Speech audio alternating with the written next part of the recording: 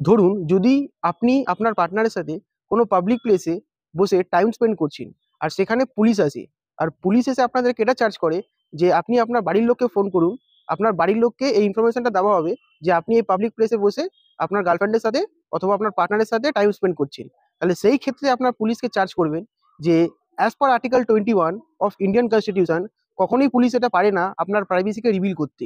তো সেই ক্ষেত্রে যদি পুলিশ আপনাদেরকে বলে যে আপনি পুলিশ ভ্যানে উঠুন, আপনাকে অ্যারেস্ট করে নিয়ে যাওয়া হবে পুলিশ স্টেশনে, তাহলে সেই ক্ষেত্রে আপনি পুলিশকে জিজ্ঞেস করবেন যে আপনি যে আমাকে থানায় নিয়ে যাচ্ছেন, তাহলে আমার উপরে আপনি কি সেকশন চার্জ করেছেন, সেকশনটা জানবেন। তারপরে রিটেন গ্রাউন্ডস চাইবেন যে কি গ্রাউন্ডসে আপনি আমাকে অ্যারেস্ট করছেন। তারপরে দেখবেন যে সেকশনটা কগনিজেবল কিনা।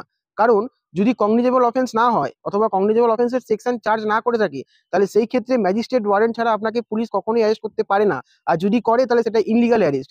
সেই ক্ষেত্রেও যদি পুলিশ আপনাকে নিয়ে যায়, তাহলে আপনি একটা লয়ার হায়ার করুন, আর হায়ার করে সোজা হাইকোর্টে চলে যান writ petition under article 226 of Indian কনস্টিটিউশনের আন্ডারে। সেই ক্ষেত্রে পুলিশকে হাইকোর্টের কাছে জবাব দিতে হবে যে আপনাকে ইনলিগাল ডিটেনশন কেন করে রেখেছিল।